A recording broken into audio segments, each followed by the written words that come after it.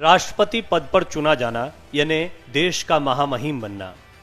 राष्ट्रपति पद एक गरिमामयी पद तो है ही, राष्ट्रपति के अपने अधिकार होते हैं। कई लोगों के मन में सवाल आता है कि रिटायरमेंट के बाद राष्ट्रपति क्या करते हैं और उनका जीवन कैसा होता है। इस रिपोर्ट में हम आपको बताएंगे कि रामनाथ कोविंद का जलवा किस तरीके से राष्ट्रपति पद से हटने के बाद भी कायम रहेगा। पिछले राष्ट्रपति चुनाव में जब कोविंद का नाम सबसे पहली बार सामने आया था तो हर कोई चौंक गया था। ये पहला मौका था जब बीजेपी ने सभी को सरप्राइज किया था और रामनाथ कोविंद कई बड़े चेहरों को पछाड़ते हुए देश के सर्वोच्च पद पर बैठे थे। उनका कार्यकाल 24 जुलाई को समाप्त हो रहा है।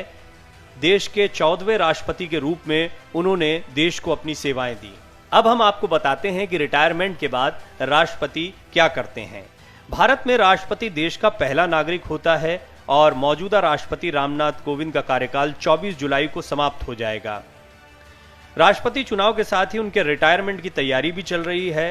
आप लोगों के मन में जो सवाल है कि आखिर रिटायर होने के बाद उनका नया ठिकाना क्या होगा और उन्हें क्या क्या सुविधाएं मिलेंगी, इसका जवाब इस रिपोर्ट में आपको मिलेगा।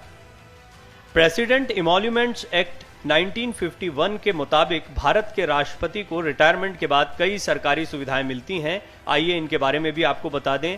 इनमें सबसे महत्वपूर्ण है मंथली पेंशन, 2 सचिव और दिल्ली पुलिस की सुरक्षा, फर्निश्ड सरकारी बंगला जिसमें कम से कम 8 कमरे हों, 2 लैंडलाइन, 1 मोबाइल और 1 इंटरनेट कनेक्शन, मुफ्त पानी और बिजली, कार और ड्राइवर, लाइफ टाइम ट्रेन और फ्लाइट का फ्री टिकट, राष्ट्रपति की पत्नी को 30,000 रुपए की सचिवीय सहायता।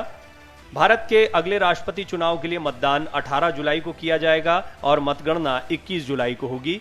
राष्ट्रपति पद के लिए नामांकन भरने की तारीख 15 जून से शुरू हुई थी और इसकी अंतिम तिथि 29 जून थी। राष्ट्रपति चुनाव के लिए 98 लोगों ने पर्चा भरा था। इनमें से सिर्फ 2 उम्मीदवारों का नामांकन सही पाया गया, बाकी 96 लोगों के नामांकन रद्द कर दिए गए और इन 2 लोगों के नामों से सभी वाकिफ हैं, द्रौपदी मुर्मू और यशवंत सिन्हा।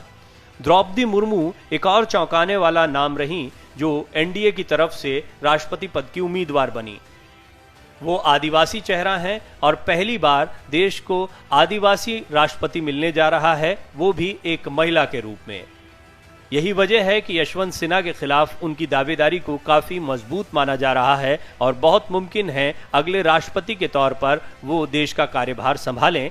इस बीच विपक्ष की ओर से चेहरा बने यशवंत सिन्हा उन्हें कड़ी टक्कर देने की कोशिश कर रहे हैं। वीडियो